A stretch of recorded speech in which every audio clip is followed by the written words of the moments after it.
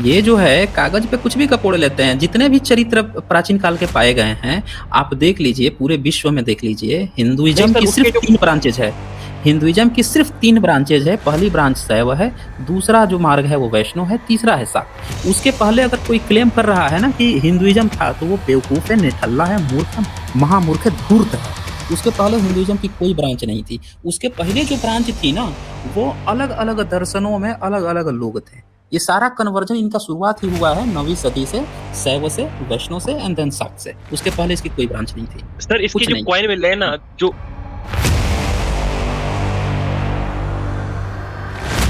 अच्छा, मिनांडर प्रियदर्शी, मिलिंद है ये, आप क्या मिलिंद प्रियदर्शी है। अच्छा, मैं यहाँ पे एक चीज क्लियर कर दूं सर, नहीं तो फिर बाद में क्या होता है ना, हम ही लोग का फिर अगर कुछ इधर छूट उधर जाता गलती है? हो जाए। भैया वो लाइनियस है ना, कार्ल लिनियस जो है, ये जर्मन था। 18वीं सेंचुरी का है, यस यस। स्वीडन का रहने वाला है वो। और ये एरिस्टोटल के टाइम में एक्चुअल में एक क्लासिफिकेशन किया गया था, ठीक है, अरिस्टोटल जिसको का बाद था। में हमने, हाँ, वो जो लाइनियस है उसने फिर और आगे इसका क्लासिफिकेशन किया। और तो ये सिर्फ बायोलॉजी का चैप्टर 2 की बात है। अभी तक तो ये चैप्टर 2 पढ़ भी चुके होंगे अभी तक स्कूल में। 5 किंगडम क्लासिफिकेशन भी आया इसके बाद सर। और भी एक हाँ सर, हेलो, हम मैं बताएं बात करूं? बताएं मिलिंद जी, मिनांडर जी। हाँ, पहले नमस्ते सभी जनों को, अमित भैया को, रक्षित जी को, साई चन्नी को, सभी को साधुवाद। हाँ सर, नमस्कार। हाँ, हाँ सर, ये जितने भी लोग हैं ना, ये जो भी मतलब लोगों को गुमराह कर रहे हैं कि इन चैनलों को बैन लगा देना चाहिए और इनके खिलाफ कार्रवाई होनी चाहिए। ये तो जो फ्यूचर है, बच्चे हमारे, उनका भविष्य खराब कर दे रहे हैं। और सर जैसे ये परवीन मोहन जैसे हो गए, ज्यादातर देखने वाले उनको बच्चे देखते हैं। हाँ करेक्ट। हाँ, ओके तो ओके।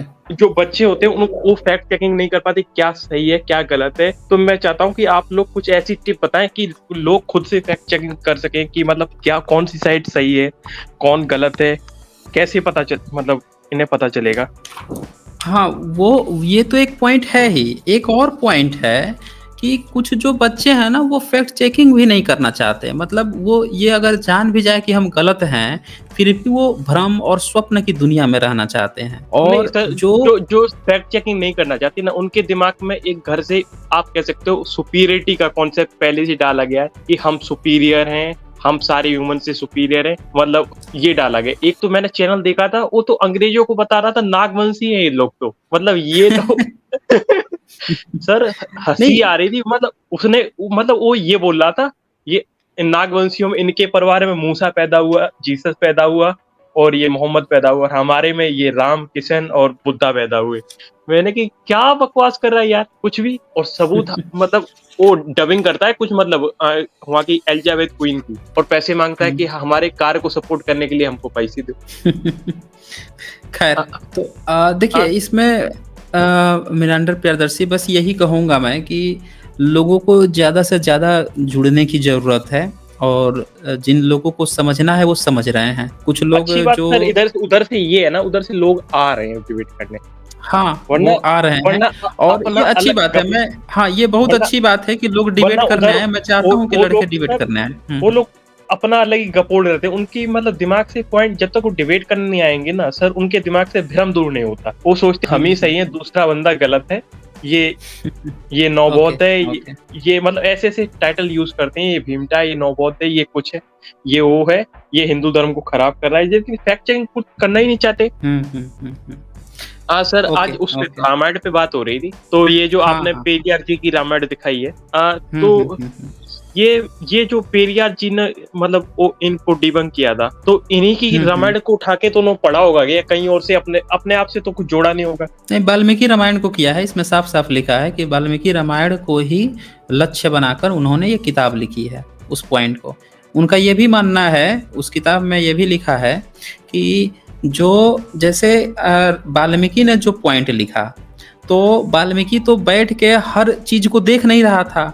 उसने अपने बायसनेस भी तो इस्तेमाल किया उस घटना को प्रदर्शित करने में, और चमत्कारिक ढंग से इन लोगों ने प्रस्तुत किया। मैं उसको प्रैक्टिकल वे में प्रस्तुत कर रहा हूँ कि वास्तव में हुआ क्या होगा। तो अब खीर खा के तो बच्चा नहीं पैदा हुआ होगा। ये जो गांधी जी के हरिजन है ना, जो ब्राह्मण लोग मंदिरों में कुकर्म करते थे ना, मतलब गुफाओं की तरह, मतलब अपने अड्डे बना रखे थे, तो ओके। ये पता है कि जब बच्चे पैदा हो जाते थे वहां, तो इनके पास ऑप्शन नहीं था कि क्या बताएं, इसको कौन जवाब दे, तो जबरदस्ती नाम ये देते, हरि के बच्चे हैं ये। हाँ हाँ हाँ हाँ, उसी को मतलब कहा ये गया कौन, है, उसी मतलब को कहा भगवान ही के गया है बच्चे। हरिजन। हाँ, तभी तो जो वैसे तो ये शेड्यूल्ड कास्ट है, हाँ तभी शेड्यूल्ड कास्ट जो है वो नहीं कहता है अपने को हरिजन, और जो लोग उसको हरिजन कहते हैं उस पर बहुत ये आपत्ति हुई है, बहुत भयंकर आपत्ति हुई है, और ये गांधी ने चलाया था हरिजन कहने का काम। एक्चुअली में जो खीर वीर की जो बात है ना, खीर की बात, या उसने आशीर्वाद दे दिया, उसने आशीर्वाद, ये सारी प्रथाएं शुरू हुई है ना जैसे शैव मार्ग आया है। शैव मार्ग ने क्या किया कि जैसे जो बौद्ध भिक्षु थे, इनमें औरतें अलग रहती थी अपना बनाकर, बौद्ध भिक्षुणियां अलग रहती थी। जब शैव मार्ग आया तो इसने क्या किया कि इसके जो अय्यास बाबा थे ना, ये अपने यहाँ ही औरतों को रखने लगे देवदासी बना के। तो यहाँ से अब इन्हें ना बच्चे भी पैदा होने लगे, उस समय तो व्यवस्था थी नहीं निरोध की। तो जब बच्चे पैदा होने लगे तब वहां से अब कहानियां बननी शुरू हो गई कि किसी देव की दासियां हैं तो देव ने प्रसाद दे दिया, तो इस सूर्य ने आशीर्वाद दे दिया है इसको, तो ये जो है खीर से उत्पन्न हो गया, यज्ञ हुआ था खीर से ये उत्पन्न हो गया, तो इससे हो गया, उससे हो गया, तरह तरह की 50 जो बातें कपोलनी इन्होंने शुरू किया, वहां से शुरू किया है इन लोगों ने। तो इन ये सारी बातों को चक्कर आप जानकर अंदाजा लगा सकते हैं कि ये जो आज की जो वाल्मीकि रामायण है ना, ये जो उठाई गई तो सारी जातक कथाओं से, हाँ, और पूरा A to Z। और जिनमें उन्होंने जो भी मतलब गंदी चीजें आ गई थी 8th सेंचुरी के बाद, उसमें उसका भी मतलब इन्फ्लुएंस पूरा दिया गया है। जैसे खीर से बच्चे पैदा होना, हवा में मतलब चमत्कार वाला चीजें आना, उड़ना आसमान में, और ये मंकी किंग का कॉन्सेप्ट भी शायद उधर आ रहा था तिब्बत वालों में, और इधर इन्होंने वही कॉन्सेप्ट चुरा के हनुमान का दे दिया। अगर मैं गलत हूँ तो बता देना, मैं गलत वो तो हूँ नहीं कि मतलब बिल्कुल 100% परफेक्ट। तो ओके ओके, सर ठीक है वीरेंद्र, अच्छा कुछ पूछना है तो पूछ लीजिए, बाकी लोग बहुत सारे लोग हैं, उनको ऐड करना है। ये ललिता आदित्य का क्या सीन है? मतलब बहुत ज्यादा मतलब सोशल मीडिया यूट्यूब पे फेक न्यूज फैला रखी है कि उसकी किंगडम वहाँ उसको हरा दिया था, वो ग्रीस को, बैक्टीरिया को हरा दिया था ललिता आदित्य, और वो कौन सा वैष्णव पंथ का था फॉलोवर। मैंने कुछ लोग मतलब कमेंट में लड़ भी रहे थे मेरे से। मैंने बोला कि भाई वो वैष्णव पंथ आया ही नहीं था तो कैसे, मतलब मैंने वो ललिता जी मुक्त पीड़ा ना, कश्मीर का राजा, उसको दिखा रहे थे पूरे। उन्होंने अरब और जितने भी मुस्लिम जो राजा थे उनको हरा दिया था। उनका जो राज्य था इराक से लेके सेंट्रल एशिया तक चला दिया था, वो ऐसा प्रचारित किया जाता है। Correct, right? सोशल मीडिया में लगभग पूरा एशिया दिखाते हैं मैप में। नहीं तो कोई रेफरेंस तो मिला होगा, नहीं एविडेंस तो मिला होगा इसका, कि ऐसे ही कागज पे ही गपोड़ के, कल्हड़ पंडित के कागज वाला गपोड़ सुन के तो नहीं प्रचार फैला देते। जो टुन्नी बच्चे हैं वो तो बर्बाद हो जाते हैं ना इनके चक्कर में। बस वही रेफरेंस समझ गया मैं, वही रेफरेंस है। कल्हड़ पंडित ने जो कश्मीर की वंशावली लिखी है 13वीं सदी में, बताया जाता है 13वीं सदी में, तो उसने वहीं पे शुरू किया है। फर्जी जितने किरदार खड़े किए वहां पे, उसने हर्षवर्धन, एक फर्जी हर्षवर्धन भी खड़ा कर दिया, जिसको ये लोग अपना हिंदू सम्राट बताते फिरते हैं, जबकि हर्षवर्धन जो है वो बौद्ध सम्राट था, उसको हिंदू सम्राट बना के और बौद्ध विहारों का ही विनाश करवा रहे हैं कल्हड़ पंडित के द्वारा। तो बहुत सारी फर्जी चीजें जो है ना उसमें आई हुई है। खैर चलिए, आपसे बात होगी। ललिता आदित्य का रिलीजन बता दी, मतलब वो क्या था? नहीं कुछ नहीं था, उसका कोई एविडेंस नहीं है ना। ये लोग कागज पे तो कुछ भी गपोड़ लेते हैं, ये जो है कागज पे कुछ भी गपोड़ लेते हैं। जितने भी चरित्र प्राचीन काल के पाए गए हैं आप देख लीजिए, पूरे विश्व में देख लीजिए, हिंदुइज्म की सिर्फ 3 ब्रांचेज है। हिंदुइज्म की सिर्फ 3 ब्रांचेज है। पहली ब्रांच शैव है, दूसरा जो मार्ग है वो वैष्णव है, तीसरा है शाक्त। उसके पहले अगर कोई क्लेम कर रहा है ना कि हिंदुइज्म था तो वो बेवकूफ है, निठल्ला है, मूर्ख है, महामूर्ख है, धूर्त है। उसके पहले हिंदुइज्म की कोई ब्रांच नहीं थी। उसके पहले जो ब्रांच थी ना वो अलग अलग दर्शनों में अलग अलग लोग थे।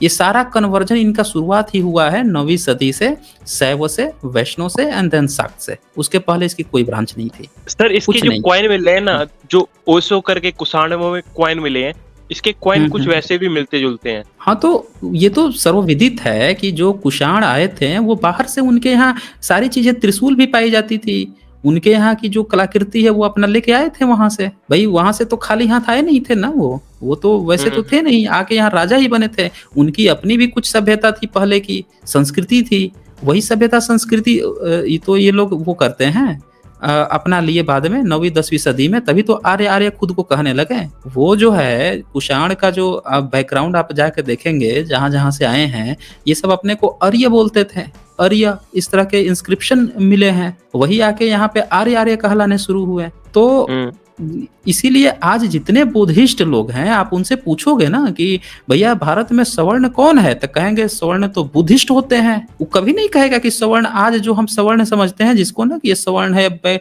ये बैकवर्ड है, वो नहीं समझते। वो कहते हैं कि जो बुद्धिस्ट है वही सवर्ण है।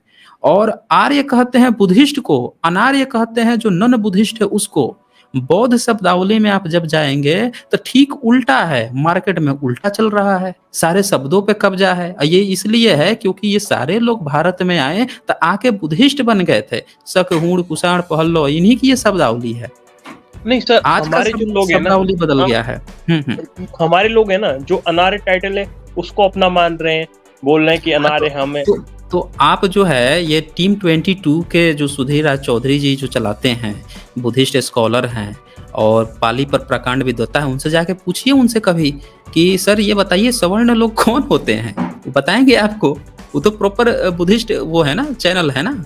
और उनसे पूछिए कि आप जो है ये टीम 22 अब नाम बदल गया है, वी आर द पीपल हो गया है। अच्छा सर, हाँ, टीम 22। तो हाँ, या फिर जो गोयनखा सेंटर है, जाइए वहाँ पे मेडिटेशन कीजिए। मेडिटेशन के बाद से वो लोग आपको कोर्स कराएंगे, पाली साहित्य का पढ़ाएंगे। जाइए पढ़िए वहाँ पे, देखिए आपको पूरी चीजें आपको पता चल जाएंगी कि कैसे हमारी शब्दावली मतलब को कब्जा करके आज उसका मतलब ही बदल दिया गया है। हर चीज का मतलब बदल दिया गया है। वो किसकी शब्दावली थी, कौन लोग प्रयोग करते थे, आज किस टर्म में प्रयोग हो रहा है, उस समय ब्राह्मण किसको कहा जाता था, आज ब्राह्मण किसको कहा जा रहा है, सारी चीजें वहां से वो जो सब चीज बदल गया है। तो ये सारी चीजें, खैर चलिए मीनांदर प्रियदर्शी, फिर आपसे बात होगी। Thank you sir, thank you sir.